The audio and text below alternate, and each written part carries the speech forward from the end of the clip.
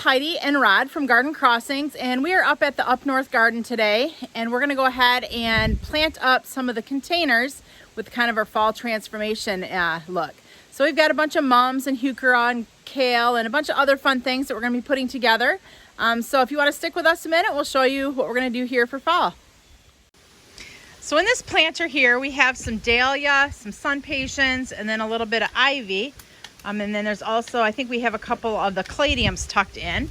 So that's what we had going on for our summer look.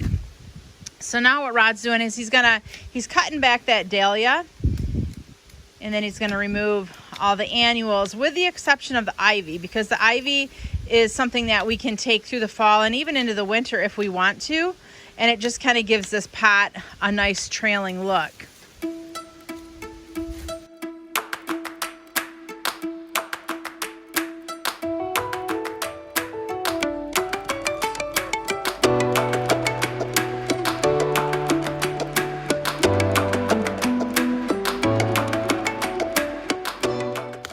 Because it's fall and we know that these plants aren't going to last long in this container, we're going to go ahead and just reuse this soil. So that's why he's not pulling out the giant root clump here of that dahlia.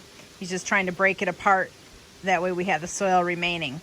Now, I do not recommend reusing soil if you are a southern gardener and wanting this container to last for, you know, several months. But for us here in the north here in Michigan, we know these planters are probably only going to go for about maybe 4, possibly 6 weeks until we get a frost. So when we plant these up, our intention is not necessarily for the longevity of this container, knowing that our cold is going to actually kill it off sooner than what the plants in the old soil will do. We never recommend using old soil in the spring when you're planting your spring and summer planters. We always recommend using fresh soil.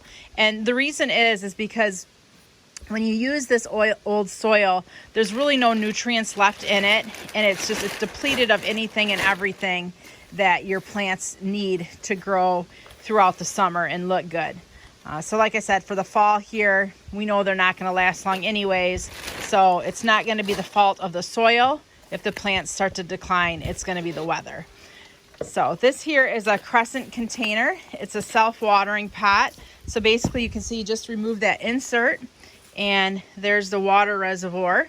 So we're going to remove that water as well because we don't want the old stale water. We'll put fresh water in there. But yeah, basically this is what the Crescent planters look like. There's kind of this little tripod-y insert that sets in, and then the water absorbs through the legs up into the soil there. We put fertilizer in here in the summer about once a week. That way when we're refilling them with water, we're also refilling them with fertilizer so that the plants are constantly getting fed. So as you can see here, he's got the soil in there. He left the ivy. So let's see what he's going to do next with his creation. So now he's just kind of taking his hands in there and breaking up the soil a little bit. That way it'll be easier to plant. He's also removing some of it, and the purpose of that is because when he's planting, he doesn't want the soil all the way up to the top. So he's kind of making a little pocket in there that he'll be able to plant into, and then once the plants are all in there, then he'll replace it with the excess soil that he just removed. So the first thing he's putting in here, this is actually a Toffee twist Carrick's grass that we had planted in a hanging basket last fall. As you could see from the clump that he put in there, it was a pretty big size, almost hanging basket shaped soil ball, and that's exactly what it was. So we just kind of had that set aside up here, and so we're reusing it again because it still looks great. The nice thing with Toffee twist is it adds a little motion into the container, gives it a little height, and the kind of coppery foliage really also is nice for fall as well. Tucked up in the front is a flowering kale, so great foliage plant for fall. That's an annual. As well as, well, actually, the ivy, we use them as an annual, but here in Michigan, they are a perennial, so they do overwinter. That was the Corabelle next that he tucked in, and that looks really nice there with that Carrick's grass. This is the Fun and Games hopscotch, and you can see it's got beautiful colors of oranges, greens, and reds. And then because we're fairly symmetrical around here, He's going to put another one on the other side of this container. I don't know about you, but a lot of times when I'm planting, symmetry is kind of a big deal to me. So I'm curious if you're a symmetrical person or if you are okay with just kind of putting things here and there. Now he's looking at his other choices and what to do. Looks like he's going to go with the Silver Falls, which we use that a lot in our hanging baskets at the greenhouse. And this Silver Falls will just add a little bit of a spiller effect to the back side of the container. It's a beautiful silvery, airy plant. So that will also complement nicely there with the ivy. Silver Falls can get, goodness, we've got it at the greenhouse and it's probably 6 to 7 foot long in the hanging baskets. So as long as you have a place for it to continue to trail, it can get very long in different situations.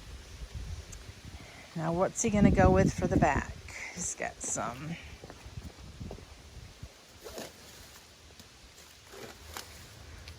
looks like it's gonna be another Heuchera. And this one is the Heuchera, is that wildberry, Rod? Yep.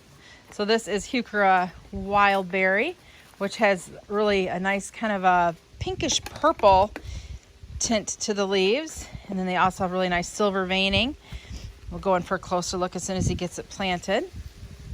One thing to point out is the Heuchera and the Heucherella are perennials. So depending on where you live, you can either leave them in the container for the winter and transplant them in the spring, or just use them for your fall containers and then, you know, use them as an annual and throw them away. We always try to kind of, if it's a perennial, try to reuse it again, because why not?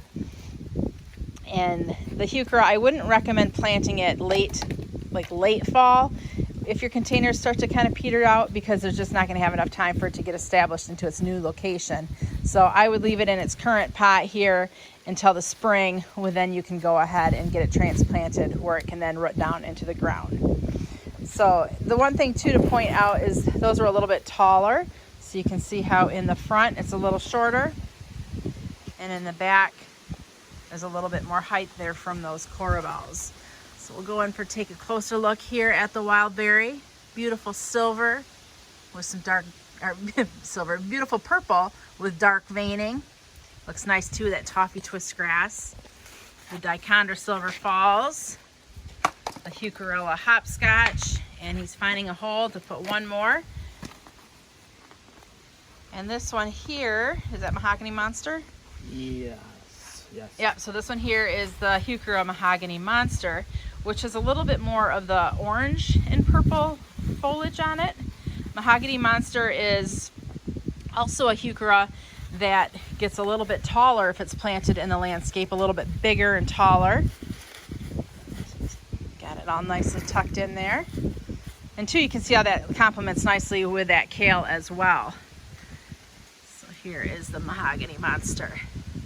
A great look for fall, using purples, oranges, greens, and a little bit of grass there for motion. This is Heidi and Rod from Garden Crossings.